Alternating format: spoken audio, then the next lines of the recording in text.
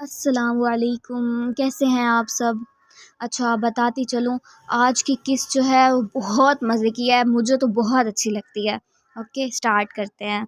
ہم اور تم، رائٹر ذیلا ظفر، قسط نمبر 10، آخری قسط۔ اب آتے ہیں امانت صاحب کے ولی عہد کی طرف۔ اس کا نام ہے شاہ میر۔ یہ اس گھر کے بچوں کے بڑے بابا ہیں۔ تمام بچوں کی پیرنٹ ٹیچر میٹنگ بھگتانا اس کا کام ہے۔ اگر گھر کا کوئی بچہ بدتمیزی یا شرارت کرتا ہے تو اس کے اماں ابا اسے شاہ میر کے پاس لے آتے ہیں اور پھر وہ ان کی اچھی سے کلاس لیتا۔ سبھی لڑکے ان سے ڈرتے تھے، لیکن ان سب کے باوجود انہوں نے اپنی بیگم سہا کو بیوقوف بنانا نہیں چھوڑا تھا۔ بس شفا ہی تھی جسے وہ نہیں ڈانٹتا تھا۔ اور دوسرے نمبر پر ہیں شاہویز۔ اسے بڑی خواہش تھی کہ اس کی کوئی بیٹی ہوتی،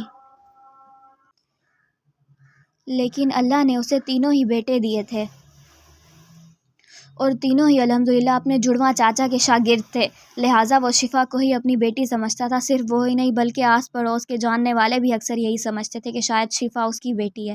شاہزل اور اس کا اسی بات پر جھگڑا رہتا تھا۔ یہ تمام بچوں کے چھوٹے بابا ہیں۔ اور تیسرے نمبر پر شاہزل۔ اس نے اپنی محنت اور امانت صاحب کی دعاؤں سے ہسپتال کھول لیا ہے جس کا نام ہے شاہ ہیلتھ کیئر سینٹر۔ یہ اور اس کی بیوی اب وہیں جاب کرتے ہیں۔ اسے اپنے بھائیوں سے صرف ایک ہی شکایت ہے، کوئی اس بیچارے کو اس کی بیٹی سے کھیلنے ہی نہیں دیتا۔ جب بھی یہ اسے گود میں اٹھاتا ہے تو کوئی نہ کوئی اسے اٹھا کر لے جاتا ہے، اور یہ صاحب بیٹھ جاتے ہیں منہ بسور کے۔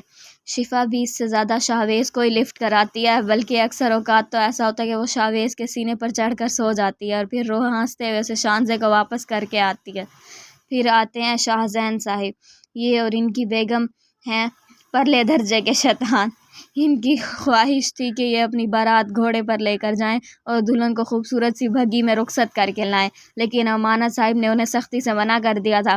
پر شاہ زین صاحب بھی اپنے نام کے ایک ہی تھے۔ بارات تو یہ گاڑی پر ہی لے کر گئے، مگر واپسی پر یہ اور صفا فوٹو شوٹ کے بہانے ڈریسنگ روم کے پچھلے دروازے سے باہر نکل گئے اور تمام باراتیوں یعنی اپنے بھائیوں کی گاڑیوں کے ٹائر پنچر کر کے خاموشی سے ہال سے واپس آ گئے۔ واپسی پر ان کے ایک دوست نے بھگی کا انتظام کر دیا تھا۔ اب سلسلہ کچھ یوں تھا کہ دلہا اور دلہن بھگی میں بیٹھے سکون سے گھر کی جانب گامزن تھے، جبکہ باراتی اپنی اپنی گاڑیوں کے ٹائر لگانے میں مصروف تھے۔ اس وقت تو امانت صاحب نے کچھ نہ بولا، لیکن گھر آ کر پہلی فرصت میں ہی ان دونوں کی نہ صرف کلاس لی بلکہ سزا کے طور پر دونوں کو لان میں کھڑا کر دیا۔ کبھی دیکھا ہوگا کسی نے کہ اپنی شادی کے دن دلہا دلہن سزا میں رات 4 بجے تک لان میں ہی کھڑے ہیں اور مزے سے ہنستے بھی رہے۔ وہ تو بھلا نزاکت صاحب کا جنہوں نے اپنے بڑے بھائی کو سمجھا بجھا کر ان دونوں کو اندر بلایا، ورنہ انہوں نے تو ان دونوں شیطانوں کے ابا اماں کو گھر سے ہی نکال دینا تھا۔ شاہ زیب صاحب خاصے معصوم ہو چکے ہیں۔ حقیقت میں اب یہ کوئی شرارت نہیں کرتے ہیں، البتہ شاہ زین اگر کوئی شرارت کریں تو اس کو بھرپور جواب ضرور دیتے ہیں۔ شاہ رخ صاحب پاکستان کی قومی ٹیم کے بیسٹ آل راؤنڈر بن چکے ہیں۔ لڑکیاں انہیں دیکھتے ہی ان کے پیچھے پیچھے بھاگتی ہیں، اور یہ صاحب ہیں گرلز الرجک۔ جہاں کوئی لڑکی دور سے بھی یہ وہیں سے رفو چکر ہو گئے۔ خاندان کے اور جاننے والے لوگوں میں اکثر اوقات یہ چہمگوئیاں ہوتی ہے کہ یہ سارے بھائی صرف امانت صاحب کی وجہ سے ایک ساتھ رہ رہے ہیں۔ جیسے ہی وہ مرے اسی دن سب نے جائیداد کا بٹوارا کر کے الگ ہو جانا ہے، لیکن باتیں بنانے والے جانتے نہیں ہیں کہ یہ سب بھائی سانسوں کے بغیر تو رہ سکتے ہیں لیکن ایک دوسرے کے بغیر نہیں۔ ان میں لالچ یا خود غرضی بالکل بھی نہیں ہے۔ اس گھر کی ایک ایک اینٹ اور ایک ایک فرد محبت سے گوندا ہوا ہے۔